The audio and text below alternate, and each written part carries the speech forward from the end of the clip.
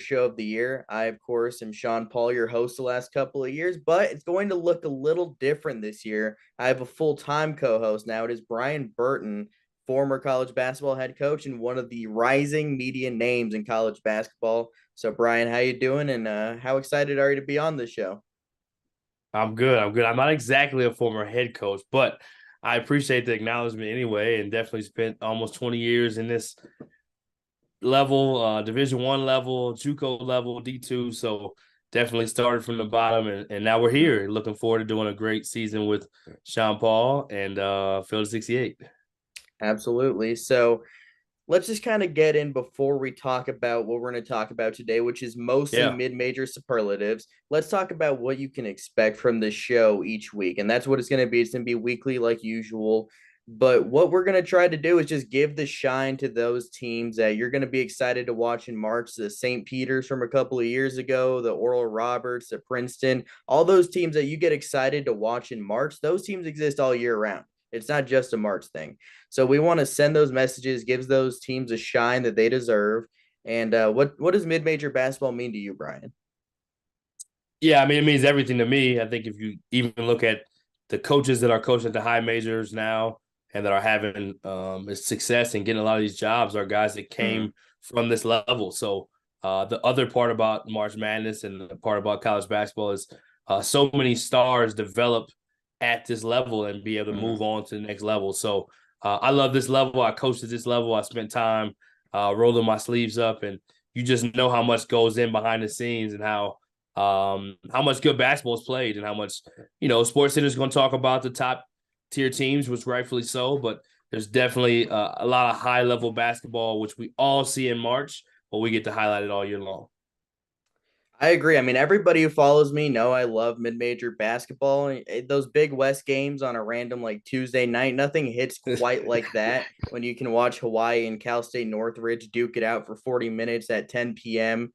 when everybody's watching Netflix or they're asleep. So you got to be able to pay attention to those kind of things if you're the true college basketball diehard. And if you're watching this show, odds are you are a college basketball diehard. But even if you're not and you're just trying to get into it, dip your toes into the water. You're in the right place. The field is 68 all year long, as you covered. But I'll tell you about one thing that you definitely need to look at if Yeah. you are a college basketball fan. It's the College Basketball Almanac. I worked on it as the mid-major guru in a sense, the top 25 mid-major players and top 25 mid-major teams. I did my rankings of those along with in-depth breakdowns by some of the best college basketball writers in the Yeah. industry, including Jeff Goodman, Rob Doster. They contributed. So, Brian, you read the almanac. What did you think of it? Yeah, I think the almanac is just automatic. If you're into college basketball, even a little bit, and even if you're not, it's a great way to just really get up to speed. The breakdown articles are great. Each team having breakdowns. Every single coach was interviewed at some point in time to be able to Yep. get their perspective. So it's not just this idea of not being connected. I think when I was in college basketball, that's the part that was frustrating. Is like Mm-hmm. people were writing about us, but didn't Mm-hmm. talk to us, probably didn't watch a game, just kind of like, we'll just throw this in there. So I think the part you love about the almanac is the depth of it, the connection to the coaches, the players, and just the contributions from a lot of not just the high major people, as you talked about, with Jeff Goodman and Rob Doster. Most people know those names if you Mm-hmm. follow college basketball, but you got three man weave, you got heat check, you Yep. have a lot of people like yourself who contributed to this to make it what it is. So it's also not just a one stop shop. You're getting this collection of stars in the industry that are kind of, again, those mid major player of the year type writers, and they're getting a chance to shine too. So I think it's in depth. The cool thing too is it's a website this year. So it's a little more interactive, not just the kind of typical magazine, if you will. So the almanac, if you Not don't just a have it, PDF this gotta year. go Yeah. get it. No Yep. PDF. Just you can get the PDF if you Yeah. want, You but can, but but but the website is popping. So if you don't have Almanac, go get it. mhm. You're sleeping. You're not a real college basketball fan if you don't have it. You heard it from here. 100%. You won't find better access anywhere else. Only 19.99. That's like probably one Starbucks coffee these days, to be honest. I could say like three, but that's not even true. Without further ado, though, let's get into the Field of 68 mid-major Yeah, let's do it. superlatives. We talked about coaches' quotes earlier, so no better place to start than our coach of the year at the mid-major level. You went with an interesting one from the Ivy League. Who's your pick, Brian? Yeah, I'm going with James Jones, the model of consistency. Obviously, you don't think of DJ Khaled when you think of him, but all he does is win. He's got a Mm-hmm. track record of it. He's the second winningest coach in the Ivy League. He's, again, won a championship last year, just came a little bit short to that really good Princeton team that made a run, and a top 50 defense. James Jones can really coach. He's got some returning stars, and that team has won a championship. So when you've won a championship and you come a little bit short, you think about that all offseason. I think this team is going to have a monster year. I think James Jones is going to do what he does again, and they will not only get into the tournament, but they'll make a little bit of a run, similar to what Princeton did. So I'm picking James Jones as the coach of the year. Couldn't agree more. That model of consistency, like you mentioned, Yale year in and year out is a contender to make the NCAA tournament, as is Darian DeVries' Drake Bulldogs. That is my pick. Coach Yes. DeVries, this team is going to be really good once again. They were top 70 in Ken Palm last year. They finished 27-8. They won the Missouri Valley Conference tournament in handy fashion. I mean, they won every single game by double figures, including a 26 point route of Bradley to finish it off. And if you remember, they nearly beat and probably should have beat Miami in the first round of the NCAA tournament. Tucker DeVries, the son of Darian, had 3 points Baller. in that game. Absolute stud. Missouri Valley Conference Player of the Year last year. He's back, and he got some help in the backcourt. They do lose Roman Penn and a slew of other important pieces. But coming in is Kyron Gibson, who's going to be their point guard from UT Arlington. Atten Wright, who's a dominant scorer, can be that good second option next to DeVries from Cal State Northridge, and then an absolute sniper, Ethan Roberts from Army. Those three will play huge roles alongside Darnell Brody to man up front. Drake is going to be a fantastic team this season, and Coach DeVries is my pick for Coach of the Year. Yeah, great pick. Great pick. And the father-son duo is definitely going to be some must-see TV this year. The best one since the McDermotts, maybe? Maybe? Has there been a better? Oh, Antoine and Mike Davis, I guess. But Antoine Mike Davis, in terms of winning, though. Yeah. You had Buddy Buckets last year with Yeah, that's true. Boeheim. That's true. Forgot about him for a minute. Yeah, that's true. Okay, so There's been some good ones along the There's been way. some good ones, definitely. But now moving on to defensive player of the year, those dudes who are gonna get down in the dirt and they're gonna find a way to win games using their toughness, athleticism. I'm going with a Yale Bulldog myself, Bez Mbang. He is really that linchpin for Yale's defense that, like you said, was top 50 in the country last season. 6'4" point guard, just absolutely dominant on that side of the ball. There's some really skilled guards in the Ivy League, like Keno Lilly at Brown, great player. And he's going to be able to lock up opposing guards in that tough scoring conference. A lot of Cornell's a really good offensive team, and I would rather have nobody in the conference defending my guards than what Yale has with Bez Mbang. He is going to be a huge piece for a team that I ranked top 5 in the Almanac mid-major top 25, and he was a huge reason why. Yeah, no, great pick. I think absolutely, and I'm going a little bit similar way, but a little different. Going to the south with La Tech. We got a high major transfer instead of going with a returner. Got a high major transfer, but he is a returner to this coach. He's returning to Talvin Hester, who was an assistant at Texas Tech not too long ago, a couple years ago, and Daniel Bacho, big man, 6'11", 235, averaged a block and a half, had 17 starts at Texas Tech, almost 8 points a game, and some of those minutes that he was able to get. So he's definitely going to be a force at this level. I think he's one of the players at the mid-major level that will have a chance to also he's not the same player as Kenneth Lofton, but you saw players like him, like Paul Millsap, come out of this program and go on to the NBA and find a niche. This big man, because of his ability to block shots and protect the rim, I think has a difference-making ability, and it gives La Tech a new boost. And I think he'll be not only a good defensive player in the league, but he might be one of the best prospects for the next level in the league.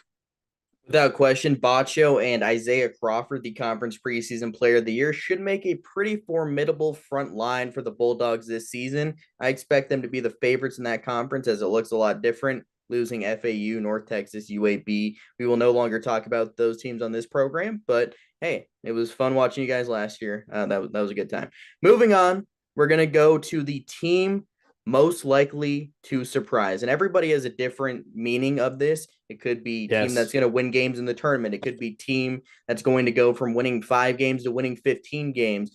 What's your interpretation of this? Who do you have winning this award? Yeah, I have the home of LeBron James, the Akron Zips. He didn't go to school there, but as he said, Cleveland, this is for you. This is Akron's turn to get a little piece of that.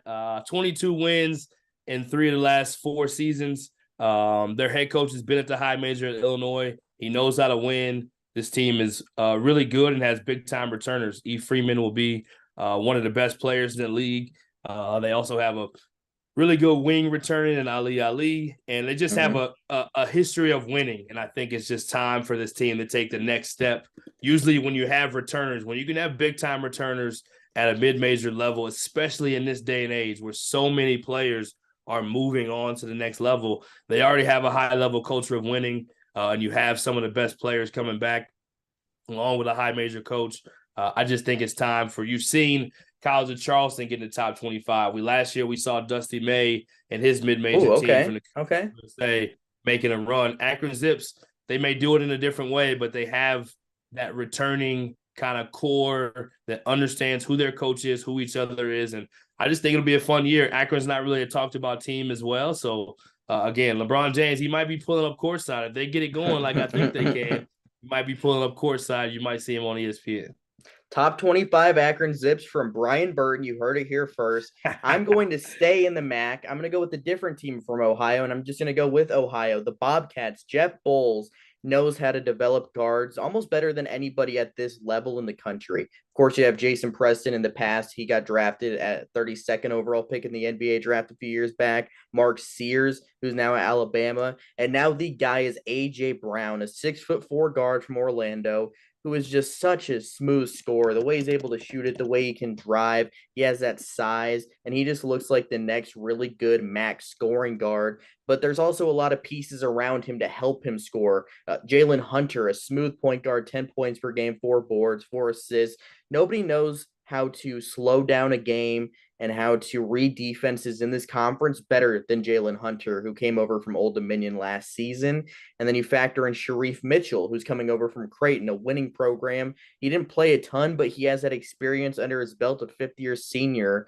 And the biggest question here for me is, what are you getting from the front court? You lose Dwight Wilson, who is a stud scorer for you, but now you just need a guy who's going to be able to rebound and defend. Can Gabe Wisnitzer do that? The transfer from Louisville, or AJ Uzima, can he do that? Or AJ Clayton? You need those three to really step up this season to help out your guards. If Ohio is able to make that jump and compete to win a MAC title this season, compete with the Akrons of the world, I just really trust Bowles and what he's been able to do over the last number of years. I think the Bobcats are going to be in a really good position to, at the very least, compete to win this league. Yeah, I love that pick. And, like you said, the history of it, which means there's some good basketball in that league. If we're both picking for a breakout team to come from that league, that means the MAC is a league that definitely you want to watch and pay attention to. Maction isn't just great in football, ladies and gentlemen. It's great in college basketball. Some of the, Let's go. Like I don't know. Have you seen the jar at Akron on a weekday night? Like those fans get after it. Like these are fans that really care. So it's a basketball place. Yeah, it's a basketball place. Yeah, people care. A lot of really good teams in Ohio. Northern Illinois is not too bad themselves. But moving on from the MAC here, let's go to our offensive player of the year. Who are you going with here? Yeah, I like to go with things like this with guys that, how did you end the year? It's not just about what are your numbers during the season, but one of the best players, he calls himself Big Time Ray, if you know him by his social media handle, and that is Ray Harrison at GCU, had a monster game to put this team into not only in the championship, but win the championship with a 31-8-8, almost triple-double performance. Smooth as can be. The Presbyterian transfer is a high-level, big-time guard, like he calls himself. And I just think he's going to pick up where he left off from that game. I think he was playing at his best basketball. And I think when you get that kind of confidence to break into the tournament and do those kind of things, I think that carries over into the next year. And GCU's already had and built that tradition of winning now under Coach Drew in just a short amount of time. He's done an incredible job. You talk about a basketball environment as well.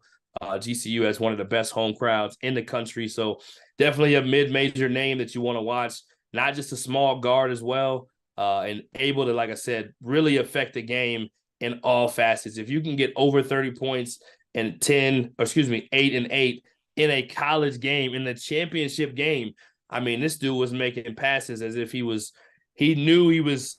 When you see a player in a groove like that, it's pretty special to watch, especially when all the stakes are at that level. So I think he'll live up to his name, Big Time Ray. I think more people will learn how big time he is.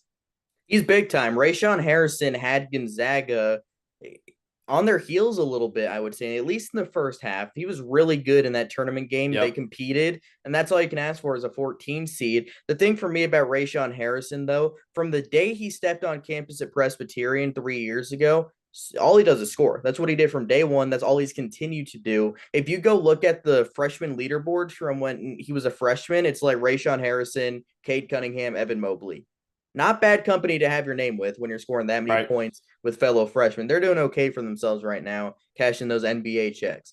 So moving on to my pick is going to be another guard. I'm going to go with AJay Mitchell from UC Santa Barbara. I just love this dude's game. It's just different than what we're used to because you see these guards coming from the States. A lot of them just learn to play that ISO game. They're going to pull up from 35 feet. That's what I would love to do. I just wasn't blessed with that kind of basketball skill. That's why I'm talking about it. But AJay Mitchell is a different kind of player. The way he's able to read defenses, his basketball IQ is unbelievably high. He had 5.1 assists last year, 16.3 points. And I think about, and I'll mention this here in a minute, I remember a shot he made against Hawaii to win the game in a tough environment. That's a long travel, 65-64 win against a really good defense. He had 24 points. He had a great finish off the glass to beat Hawaii in the Stan Sheriff Center. That was one of the more impressive game-winning shots I saw all of last season, and Mitchell's only going to get better. They competed with Baylor in that first half of the NCAA tournament last year, but their lack of depth and Baylor's overall overwhelming talent got to them in the second half. But Mitchell is going to be a different player this year if he's able to shoot the three ball. Only 26%, shot 75 attempts. If he is a more competent shooter and makes that more of a focal point of his game, it's going to be really difficult to stop him. But let's go and hear his thoughts on what he thinks about maybe shooting the three a little more this year. Here's our interview with UCSB star guard AJay Mitchell. All right, here we are with the first Field of 68 mid-major interview of the year. It's with UC Santa Barbara guard AJay Mitchell. AJay, how you doing? I'm good. How are you guys? Doing good. How about you, Brian? Doing well. Excited to learn more about the story, AJay. We got a lot to ask you today. We're gonna let him tee it up first. All right, so you have a unique story. Tell us a little bit about how you ended up, where you ended up. You were freshman of the year, then last year, player of the year. You lead them to the NCAA tournament. But before that, most people probably wouldn't even know who you were. What did you know about the States? I know you played some NBA Academy stuff. What kind of drew you to playing Division I basketball? So my dad was a Division I basketball player. He went to Norfolk State. He's from Virginia. And then I have two half sisters and a half brother. They all played college sports. One of my sisters went to Wisconsin University, played volleyball, and I was always into like sports and basketball. Of course, started playing when I was like 3 years old, and kind of like followed my dad's path. And I always wanted to play college basketball. It was a dream of mine. And then I played for the Belgian national team growing up, under 16 and under 18. And so one of the coaches from Santa Barbara, Coach Riley, who's in Australia now, recruited me. So he went to one of my tournaments, started talking to my parents, and then that's how the recruitment process started. So Santa Barbara was probably the first actual school to like who we talked. So yeah, it was pretty interesting. And then had a lot of conversations with the coaches out here. And for me, there was a lot of other schools, but I thought UCSB was the best fit for me. Great academic school. And then, I mean, the campus is beautiful. So that was a no-brainer for me. And once I got here, Coach B really didn't let me play as a freshman. He didn't want me to be a freshman. He told me, like, you're not a freshman, you're gonna play, so you got to be ready. And I mean, for me, it was a challenge. It was like I want to play, so I'm gonna do whatever I have to do. And I was ready. Had a great first year. Didn't make it to the tournament. I think we should have. But I was happy with what we did my freshman year. Freshman of the year, and then sophomore year was a really good year. I think we had a lot of returners, knew a lot of players, like knew how they played, so it was easy to like. Once we started the preseason, it was easy to get into it, and then I think my sophomore year was definitely like a great year. Made it to the tournament. Great experience for me playing Baylor, and it's only up from here. So you mentioned obviously from Belgium. That's a big part of your story. And as far as my research goes, there's now only 3 NBA players who are from Belgium. Can you name those 3 players? That are right now? No, ever. There's only 3 ever as far as I can tell. My research could be wrong, but I'm like 90% sure it's right. But the hint is there was 2 listed on this list, but I know there's a third that just got drafted. Yeah, the one that just got drafted is Tumani Camara. There you go. There you go. You got one. The other 2, one wasn't actually born in Belgium, but he grew up there. He was born in the Congo, and the other one grew up in France. But he Ntilikina. Ntilikina, I knew Ntilikina was born in Belgium. What was the other one you said? I He thought said it Bengal. He was right. Oh, you said it? Oh, okay. There you go. Yeah. You got it. Man, that's impressive. That was kind of a deep cut. How'd you get that one? I knew about him a little bit. Really? Okay. Well, there you go. That's pretty impressive. But how would you say that growing up in Belgium compared to a lot of dudes who grew up in the States, how does that make your game different?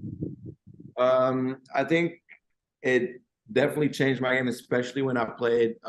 So before coming here, I played 1 year professional in Belgium. And just learning from the pros was like a really good experience for me before college.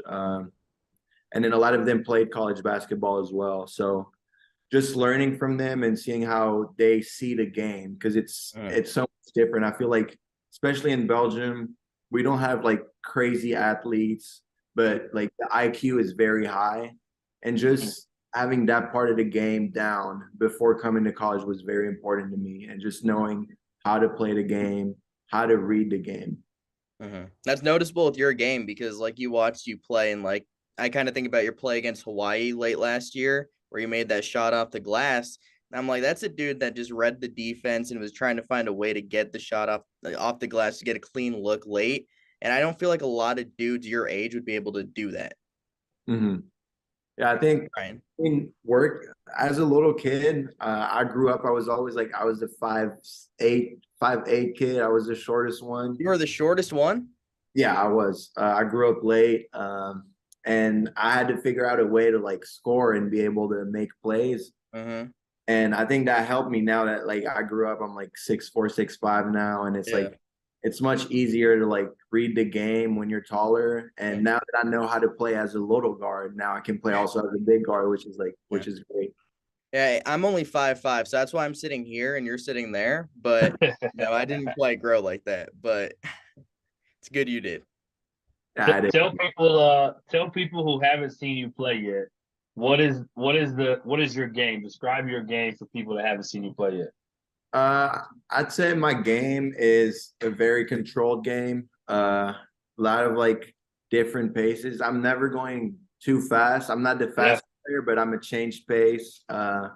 Very high IQ. Trying to make plays for my teammates, and whenever I get the opportunity for me, of course. That's my game. Yeah, that was a simpler version. I think there's a lot more flash and flash in your game. There's a lot more. A lot of change of direction, a lot of stop and go, a lot of stopping on the dime, some step throughs. There's a lot of craftiness. Who did you model your game after? Who did you kind of learn from the most? Because it's not a typical college game; it's more of a pro style game. Yep.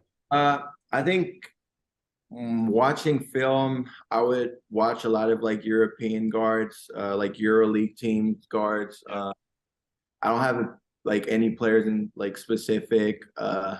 Now college basketball, I used to watch a lot of D'Angelo Russell. Yeah. when he He's was at another lefty. That makes Yeah. sense. yeah, lefty. Lefty Mike Conley, Brotherhood. Mike Conley, especially for like floaters and like the timing. That was a big part of my game. And then Chris Paul, obviously, just like reading the game off of pick and rolls. Those are like players I would look up to.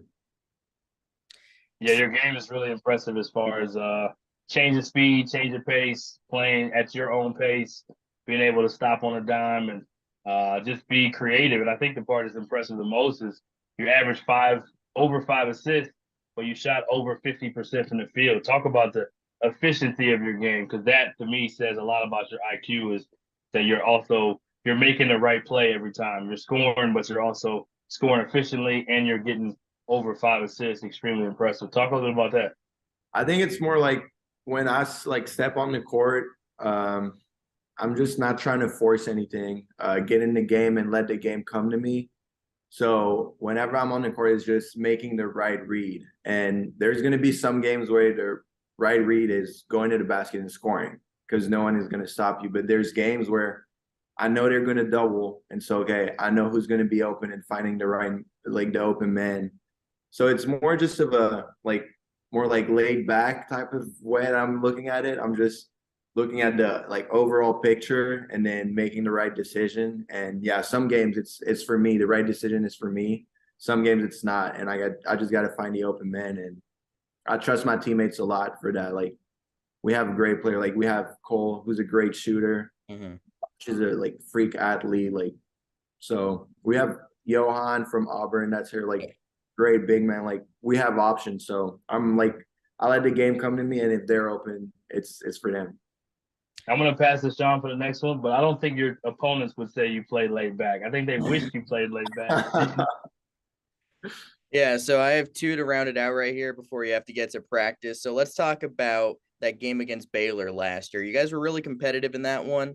How do you grow from that game? Because you played one of the best programs in college basketball. You competed. How do you get better from that and make another tournament this year and actually win a game? Well, I think one of our main things we work on was definitely like team defense. And I also think when we played Baylor, we had a lot of injuries, so we were like 6 or 8 players being able to play. So first half was good. We were in the game, but then we could feel like second half we were tired. So anything like cardio, like those programs, it's like I think it's different. And just working on being more of a team on defense and then obviously like yeah, making the right plays. When you play teams like Baylor, it's like you have like this amount of like you can make this amount of mistakes. So it's really hard. But I think we learned a lot, especially just staying together no matter what. I think we did a good job of that. When they went on a run, we're just like, hey, like this is our game. Like we're in the tournament. We got to give everything. Not worry about what's gonna happen. Just give it our best. And yeah, I think team defense for sure is like the main point we worked on. And just being a together team. So the final question here, it's a little bit of an interesting one. So on your coaching staff, Derek Glasser, he is the all-time assist leader at Arizona State. I see that smile right there. Who is the better passer between you and the all-time assist leader at Arizona State University? Oh, you can be honest here. This is a honesty I'll give him the passing. I think he's a better passer. I think one-on-one, you're dropping 21-0 on him. Better player, but he's a better passer. I'll give it to him. Okay, that's fair. Hey, I think he would take that, honestly. I mean, that's what he wanted to do in his game. No, he's great. Learning from him has been incredible, just especially on the reads and then the timing of every like pass or like read I have to make. He's been great, helping me on everything. So yeah. I got one quick last one. What can people expect? You've kind of gotten better every year since you've been there. What can people expect from this year's squad? Same thing, just getting better. I think this off season, it's been great for me just to work on my game, work on every aspect of my game, especially the shooting aspect. I think we did a great job on that. And then as a team, I mean, I think we're great and we're ready to go again. We have a lot of returners, Cole, Josh. They know how our conference is. They know how to like tournament games are. So I think we have a great team. If we work hard and do what we have to do every game, we'll be good. Are we shooting threes this year? Is that what I'm hearing? Sir.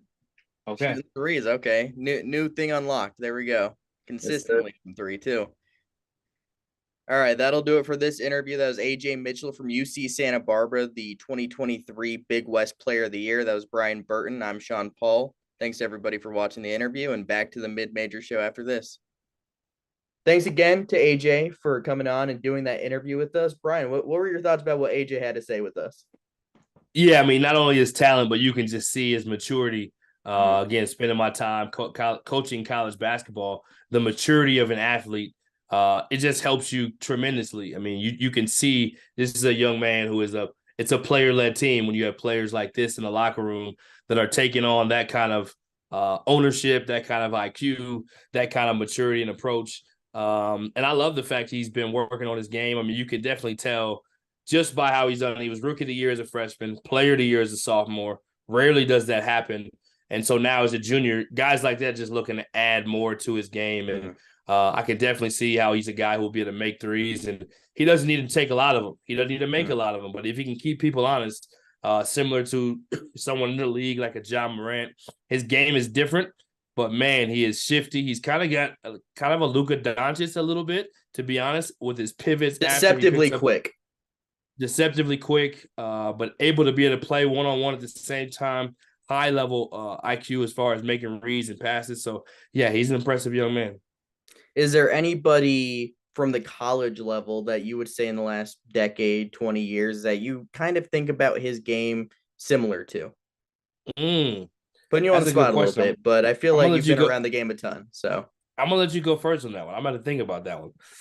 In a way, he reminds me of a guy I mentioned earlier with Jason Preston at Ohio. Obviously, Mitchell's left-handed, Preston's right-handed, but Preston really did not focus on shooting until his second year at Ohio. Like his first couple of years, he didn't play a whole lot, and then he started to figure out, but he was never a really good free throw shooter, but started to make threes consistently. But the way he was able to thread the needle, make passes, read pick and rolls, those were always the things that he did that made you think, hey, if this guy can shoot the ball consistently, if he can score, he's not some crazy athlete, but he does these things well. If he can just find that one translatable skill in his shooting, he's going to be a pro. And he was on a commercial during the draft this year. You saw him on TV all the time. So clearly, Jason Preston, it worked out for him.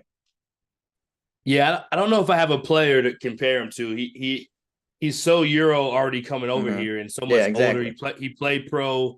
He said that before his freshman year. So being around those older pros, he learned a ton from. So he's got more of a pro style game and more of a pro approach to where the game is very slowed down for him. A lot of guards, especially young guards, they don't have the kind of maturity and pace. He plays at a lot of different paces and really doesn't care about scoring only. He just wants to make the right play. So I don't have one that sticks out to me, but he's definitely an impressive prospect. We have to love the coach's breakdown there. Let's move on to another guy that is definitely a pro prospect, and he's our pick, both of our picks for mid-major player of the year. We're going with Weber State's Dillon Jones, averaged a double-double last season, 16.7 points per game, 10.9 boards, which was good for 6 nationally, 3.8 assists, and the way they used him was very unique. What do you like about Dillon Jones? So I actually got to call one of the games he played in when he was a freshman, and just his physical size alone, he's kind of one of these unique stature guys that is the ultimate mismatch. He's big enough, he can take any guard inside, and then any big that wants to guard him, he can take you off the dribble. I think an underrated part of his game is his passing. It's hard to figure out the players that you can compare someone to when you're a big that can pass. Obviously, you think Jokic, you think what's the young man from Draymond Green? You think of him. You think of Cameron Krutwig, who played at Loyola. But his game is so different because he doesn't really play offensively like any of those guys necessarily. But he's very, very versatile, double-double machine, and somebody, again, that can pick you apart with his passing. So he can dominate the game without just having to score. And then physically, he's a guy who can also really make an impact on the other end. So he's a guy that definitely feels like, of all the prospects we've talked about so far, he has some NBA real potential because he has that versatility, that switchability on defense, offensively positionless type player where you can play him inside, you can play him outside. He has the IQ and the cerebral part of his game, and he's got ball skills. So he's a rare breed, especially in the mid-major level. Again, to return in this day and age when a player is that accomplished already, so hard to keep players like that. And usually at the mid-major level nowadays with the portal, with NIL, if you can return players like that and build around them, you just have a monster year. So that's the reason why I picked him to be player of the year, and I'm sure probably similar to yourself. I mean, you outlined it perfectly there. I think the biggest thing about Dylan Jones is the way he's able to be calm in big moments. Like last year in the Big Sky tournament, they had a big, I think it was against Montana State, who ended up winning the conference tournament, but it was just overtime, just a lot of bricks. There was not a lot of made shots late in that game. Right. But the way he was able to stay composed, not turn the ball over, stay within himself, and still compete, even though you could tell the whole team on both sides were gassed, he was still able to make big plays when it mattered. And I think he's going to be a guy, again, if he develops his three-point shooting ability, he's going to be a potential NBA first-round pick. The way he defends, the way he passes, his overall playmaking ability makes him Weber State's best player probably since Damian Lillard. And that's a big compliment, but it's probably true. I don't think there's any question it's true just because of, his accolades and how he's been doing it since he got there. Yeah. It's not a transfer in. He's more of a 4-year type of guy. And the part about his shooting, though, he shoots 81% from the line. So you talk about somebody who's that big, that strong, that physical, can play inside, can attack the paint, and he can make free throws in the clutch. So usually free throw is an indicator of someone like, let's say, Karl Anthony Towns, who never shot threes at Kentucky, who all of a sudden now that's what he does in the NBA somewhat. So Dylan Jones, I wouldn't be surprised if he's able to have his numbers be increased because he does have good shooting touch. It's just his numbers from three haven't quite – it's just not what they need him to do. But I wouldn't be surprised if you see him get in the mid-30s, and that really changes the game. Couldn't agree more. Moving into our final two mid-major superlative awards, our breakout team, both in the Horizon League, but which team are you picking from the Horizon? Breakout team, I'm going with Milwaukee.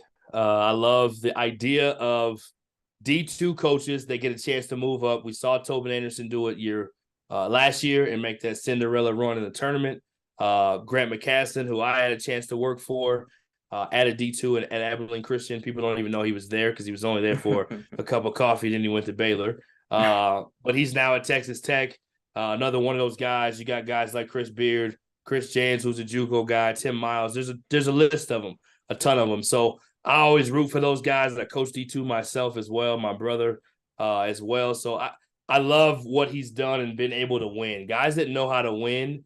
And the thing about when you win in D2, you have to be able to construct a roster every year with transfers and JUCO and high school and kind of mix and match. And I think that fits a guy like Barton Lundy to be able to do that at Milwaukee. So, yeah, I wouldn't be surprised. They had a great year last year and kind of got on the map and maybe surprised some people. I think they're going to really break out this year.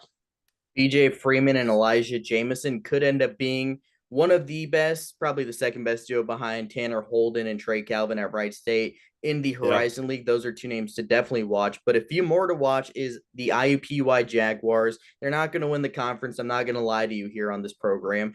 But the way that Matt Crenshaw has been able to turn things around there, it's his alma mater. Like, that matters. He wants to win here. It's not just another job. Not only his alma mater, but he went to the NCAA tournament there. Exactly. Has his jersey retired, if I'm not mistaken. Yeah.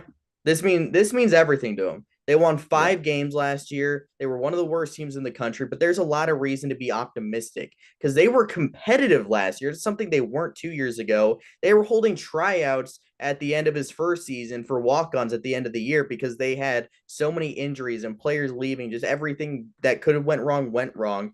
But now they have 3 really good guards, Vincent Brady, DJ Jackson, and Jalen Counter. Those 3 should be big pieces. And I expect IUPUI to be a highly competitive team this year as like the 7th, 8th best team in the league. But that's an improvement. I mean, if they win 12, 13 games compared to the 8 total they won the last 2 seasons, that's a win. They're going to compete in this league this year. But the second that they competed against Oakland in the Horizon League tournament in Crenshaw's first year, like I said, they held tryouts for walk-ons. at near the end of the season, they went against Oakland, who had Jamal Cain, who's now at the Miami Heat, and Jalen Moore, who's an absolute stud. And they competed. They led Oakland for a portion of that game. From that moment on, I knew if Matt Crenshaw got enough talent in here, that he was going to be able to win at his alma mater. And I think that starts this season.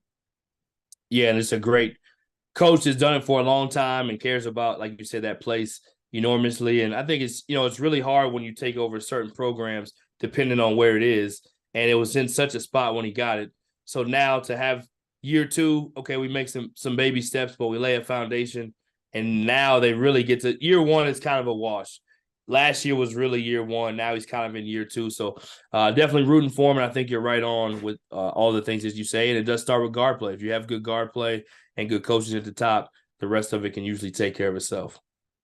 And our last and final mid-major superlative award here, the HBCU breakout team. You're going with Arkansas Pine Bluff. Tell us why you're picking Pine Bluff. Yeah, I love Coach Solomon Bozeman. I think he's a winner all the way. I think, similar to what we're talking about, it takes time to kind of get that culture in place, to get the roster in place. It is a traditionally tough job. But I think when you look at a lot of teams at the HBCU level, there's kind of that breakout team that happens, whether it's a Grambling not too long ago that has had the success that they've had under Coach Dante Jackson. Alcorn's had great success under Landon Bussey. People weren't expecting that. Prairie View before that with Landon Bussey and Byron B. Smith. People weren't expecting to have the level of success that they had. And obviously Norfolk State's been one of those teams that broke out with Coach Jones as well. So I think, it's typical that there's going to kind of be a team off the radar, but I think they have all the pieces. And talking to Coach Solomon Bozeman, he feels good about it. And I just think he's one of those guys if you know anything about him and what he accomplished, leading Little Rock to the tournament, being an Arkansas guy, he takes a ton of pride. He's a coach's son. He's a worker. He's a believer. So I just think he's one of those guys. He was a part of those ORU teams that had success, great success. So he knows what it looks like. And I just think he's going to be one of those guys you're going to look up. They had some big wins last year. Half the battle is staying healthy. So if they can stay healthy, I think they break out. I like it. Like you said, Bozeman coming from that Paul Mills tree at Oral Roberts. Yeah. That's not a bad place to start. So let's go. Not to mention he was also a part of those ACU teams and those recruiting classes with Joe Golding. Smart. Fun fact, I was on the staff with Joe Golding. I left to go to Lamar. Solomon Bozeman replaced me. He did a much better job than I did. Come on. I was glad to be a part of it. And Joe was nice enough to give me some credit for being a part of the foundational hard years. But there we go. Solo just does a really good job recruiting and identifying. He recruited some of the best players in that program at that time, and I think he has a knack for that too. I love it. Full circle moment there. And my pick is going to be Jackson State. Again, head coaching. Who wouldn't want to play for a guy that played with LeBron James? And that's Mo Williams there at Jackson State. They've faced some adversity already with Deshaun Ruffin missing the entire season. But I like what they have besides that. They have Colty Young, who can score. Chase Adams, just a spark plug, really fast dude. Can pass, really good shooter, came from Salt Lake Community College, transferred from Portland originally. And then the big name here is Ken Evans Jr., 6'5", 200 pounds. He is going to be one of the better scorers in that conference this season. So I'm looking out for Jackson State to really compete in the SWAC. But that'll do it here for the first edition of the Field of 68 Mid-Major Show with Brian Burton and Sean Paul. Any final signing off thoughts? Yeah, can't wait for next week. See you then. See you guys. Have a good one.